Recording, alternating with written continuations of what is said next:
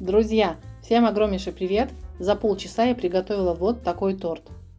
Торт получается очень нежный, такой воздушный, мягкий, бисквитный. Готовится он очень-очень быстро и просто. Готовьте и вы. Сначала я займусь тестом. Муки пшеничной высшего сорта у меня 260 грамм. Я сейчас буду смешивать все сыпучие продукты. Разрыхлителя теста и какао-порошка по 10 грамм. Какао-порошок не берите с сахаром, со всякими добавками, обычный какао-порошок. Белого сахара 200 грамм. Одну щепотку соли. Там, где есть сахар, обязательно должна быть и соль для баланса вкуса.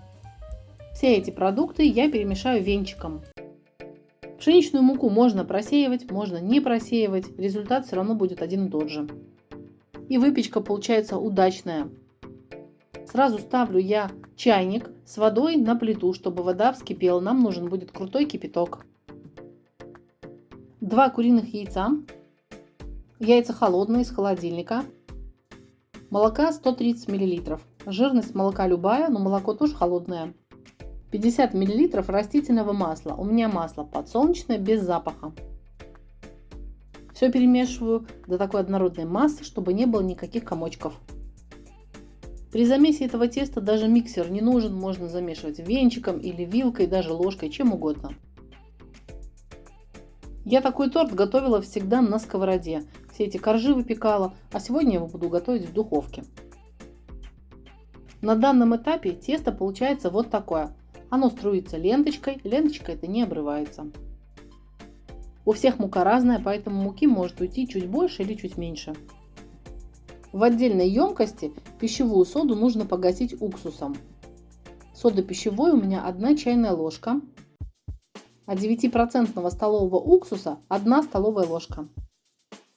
Весь список продуктов, как всегда, напишу под видео. Пошла сразу же реакция, сода гасится уксусом. Все хорошо размешиваю. Уксус с содой добавляю в тесто. Для аромата добавляю ванилина 1 щепотку. Можно добавить ванильного сахара, тогда 1 чайную ложку. Но ванилина не добавляйте много, чтобы выпечка потом не была горькой. Еще раз перемешиваю тесто. Оно у меня получается вот такое. Сейчас оно стало чуть более жидким. Мне понадобится 100 мл крутого кипятка.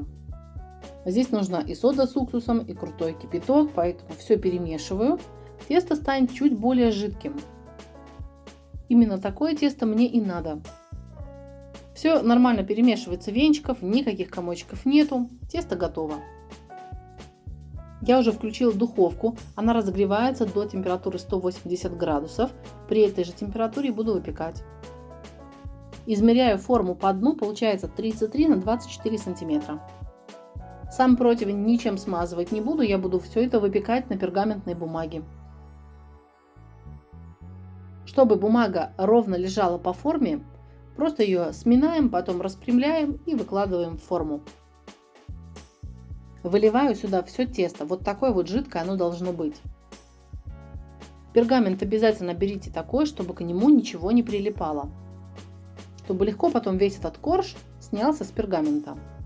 Обязательно все распределяю лопаткой, потому что посередине обычно корж получается выше, а с краев он более тонкий. В общем, распределяем равномерно все тесто по пергаменту. В духовке я все буду выпекать при температуре 180 градусов. На среднем уровне в духовке, без всяких конвекций, она выпечку подсушивает, поэтому выпекаем где-то минут 10-15. Смотрите, по своей духовке у всех они разные и по-разному держат тепло. Корж этот должен остаться таким влажным, но внутри сухим. И ни в коем случае не должен превратиться в коржик. Пока печется бисквит, я займусь кремом. У меня пачка сливочного масла 180 грамм, можно брать 200 грамм масла. Жирность масла 82,5%, но можно брать 72,5%. Главное, берите любое хорошее сливочное масло. С любой этой жирностью масла крем получается одинаково хорошим, вкусным. Сметану берите от 10% жирности. У меня здесь две жирности сметаны смешано 25 и 15%. По весу сметаны 225 грамм. 2 куриных яйца, яйца тоже из холодильника. Яйца у меня средние, поэтому 2 яйца. Если яйца крупные, тогда 1,5 яйца. Муки пшеничной высшего сорта у меня 1,5 столовые ложки. Белого сахара 100 грамм. Сюда добавлю еще ванилина 1 щепотку. Если ванильный сахар, тогда 1 чайная ложка. И 1 маленькую щепотку соли. Всю эту массу я размешаю и поставлю на плиту. Поставлю на среднюю конфорку, огонь ниже среднего, и буду проваривать. Масло на плите очень быстро начнет таять, и крем этот быстро сварится. Я варю крем и часто помешиваю венчиком. Сначала масса получается такая жидкая, масло сливочное тает, сметана сначала такими комочками берется, потом все расходится. Когда растворяется масло, вся эта масса уже становится однородной. Сохраните себе простой рецепт вкусного торта. Приготовьте его однажды, я думаю, что станет вашим любимчиком. Ссылкой на это видео поделитесь со своими друзьями в любые соцсети, я вам буду за это очень благодарна. Этот крем главное не передержать на плите, чтобы он не расслоился. Хотя было у меня такое, что я этот крем переварила, он расслоился, я им промазала коржи, на вкус торта это никак не повлияло. Выпаривается вся лишняя влага. Венчиком проверяем, и вся эта масса становится уже немножко более густой. Когда будете варить крем, вы почувствуете, что следы от венчика начинают оставаться, масса станет еще более густая. И тогда уже начинаем медленно помешивать и ждем первого пузырька. Как только происходит первый бульк, все нужно сразу же снимать с плиты. Зимой отлично готовить, я просто выношу на балкон и даю побыстрее массе этой остыть. Но не до конца я ее остужаю, она еще такая теплая остается. Когда масса стала достаточно уже густой, остается хороший такой след от венчика, все, ждем первого пузырька. Выключаю, дам немножко крему остыть. Корж печется очень быстро, крем заваривается тоже быстро, нам остается собрать торт. Обязательно проверяем в серединке шпажкой деревянной или зубочисткой, чтобы она оставалась сухой.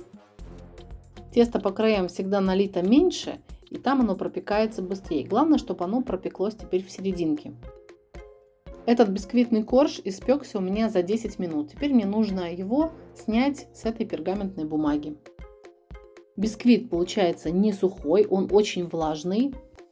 Так как я сразу же буду готовить торт, то на креме не появляется никаких корочек таких сухих. А если вы чуть позже будете собирать, обязательно его накройте в контакт пищевой пленкой. Весь этот бисквит я разрезаю на 2 части.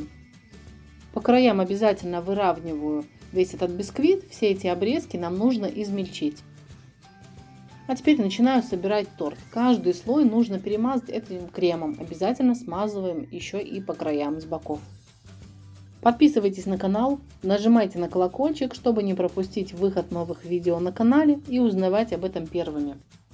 Итак, промазываю каждый корж. Абсолютно нет надобности разводить воду, сахар, все это еще дополнительно пропитывать. Торт получается настолько мягкий, сочный, вкусный, что никакие дополнительные пропитки сюда абсолютно не нужны.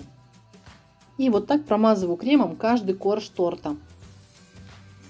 Измельчила все края, которые срезала с тортом. Крошкой засыплю сначала все бока торта, а оставшиеся сверху. Украшать можно по своему желанию. Сейчас сезон клубники, поэтому куда без клубники. Среднюю разрезаю пополам, а большую на четвертинки. Этот торт я готовила и с клубникой, и с голубикой, и с абрикосами. Вот самый вкусный вариант — это голубика и клубника. И украсьте этот торт так, как вам нравится. В зависимости от вкуса какао на следующий день после холодильника этот торт напоминает пирожная картошка. Я такой торт обычно готовлю, промазываю кремом, украшаю и сразу же подаю к столу. Ему не нужно давать стоять, настаиваться, пропитываться, он просто тает во рту. Летний, яркий, красивый, вкусный торт готов. Торту я не давала постоять, пропитаться, вот сразу же режу и пробуем. Самый большой недостаток этого торта в том, что здесь одним кусочком не обойдешься, всегда уходит 2. Торт этот съедается просто мгновенно. Если у вас большая семья, готовьте сразу же двойную порцию, потому что торт действительно съедается до последнего кусочка. Сам крем в этом торте очень вкусный.